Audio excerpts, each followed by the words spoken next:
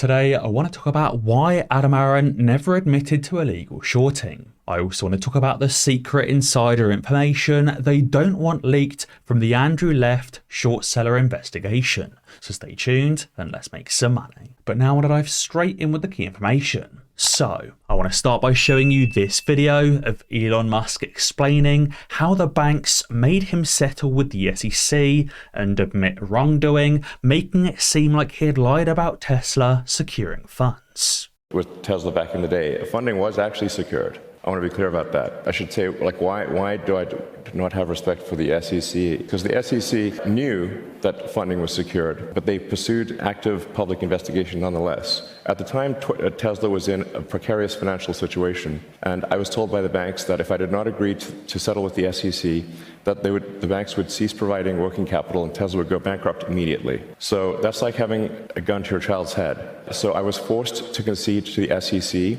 unlawfully, those bastards, and now it makes it look like I lied when I did not in fact lie. I was forced to admit that I lied to save Tesla's life, and that's the only reason.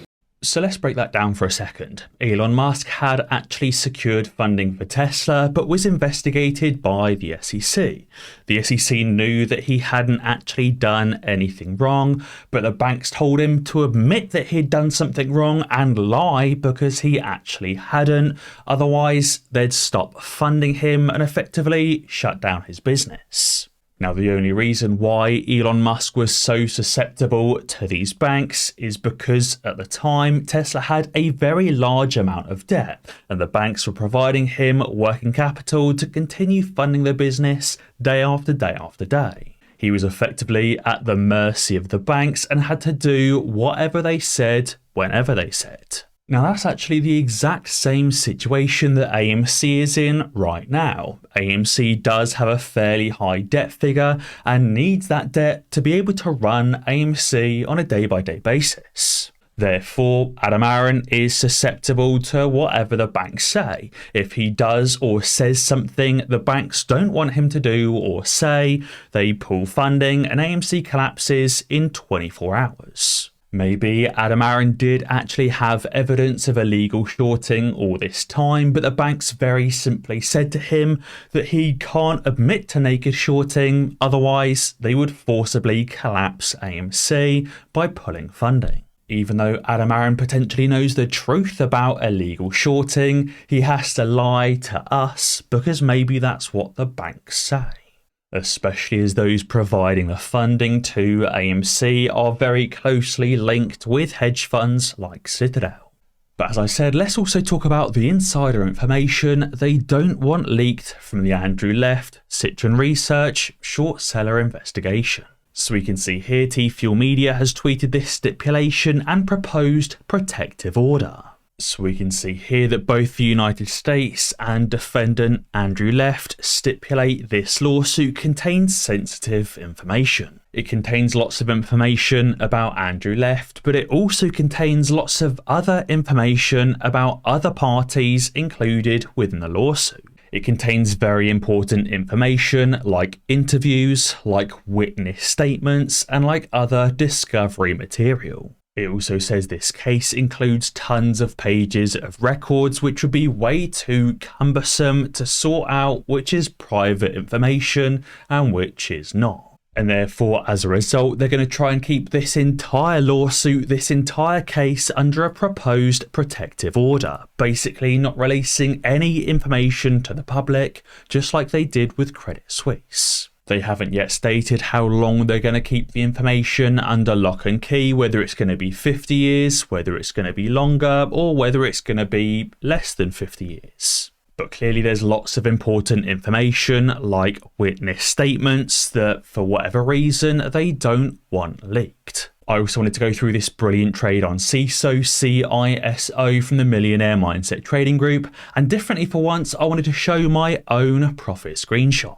Usually I show profit screenshots from real members inside the group because that's what I think is more important. Not just showing you guys that I can be a profitable trader, but showing you guys the members can be profitable as well. But to change it up, I thought I'd show you my profit screenshot we can see here from the trader Thomas James that made a 72% gain today on CISO. So CISO released some news, but didn't really get too much volume in the first few minutes of releasing that news. But it then got that pre-market high breakout and continued running for a massive 84% gain. So we can see I actually didn't perfectly time the very tippy top, selling for a 72% gain, but 72% is good enough for me. So guys, if you want to be making daily 72% gains or even more, be sure to join the Millionaire Mindset Trading Group using the link in the description below. Now, Mickey has also produced this graphic showing exactly which players are involved in this illegal shorting and where they rank.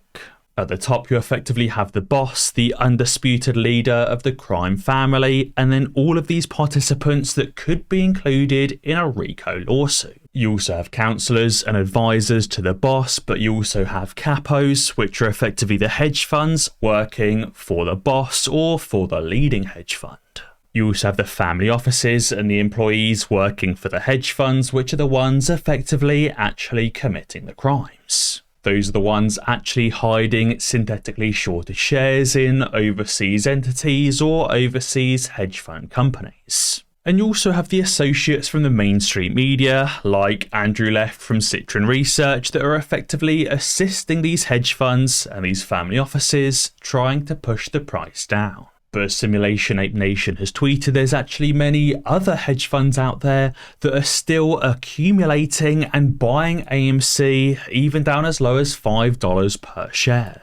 We can see here, even after the reverse split, hedge funds and institutions have still continued to add to their AMC position. And what I think is perhaps more importantly is that not only are they still adding to their AMC position down at $5 per share, but actually they were buying AMC back in June, July, August, September, October, November and December of 2021 when AMC was in the hundreds of dollars per share. These hedge funds have continued buying more and more and more AMC, some of them with purchase prices over $300 per share that are still continuing to average down and increase their share position. Clearly, these hedge funds are expecting the price of AMC to increase, and that's why they're still adding more and more AMC shares. And it's likely that these hedge funds still buying AMC are just preparing for what Frank is tweeting about here.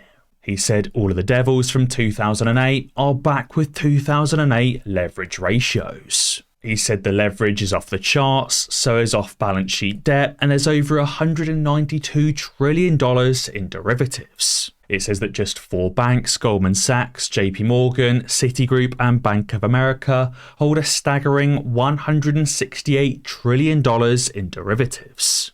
As I touched on in my previous video, someone out there included in this figure is holding a $20 trillion Japanese yen carry trade that's currently blowing up in their faces. And the important part of this is that even though they're holding $168 trillion in derivatives, with at least $20 trillion blowing up in their faces, they only hold $8 trillion in actual tangible assets. So that means if even only half of this $20 trillion Japanese yen carry trade blows up, it would still wipe out these 4 largest banks. These banks only have assets in the single-digit trillion dollars, if not less than that, in the case of Goldman Sachs.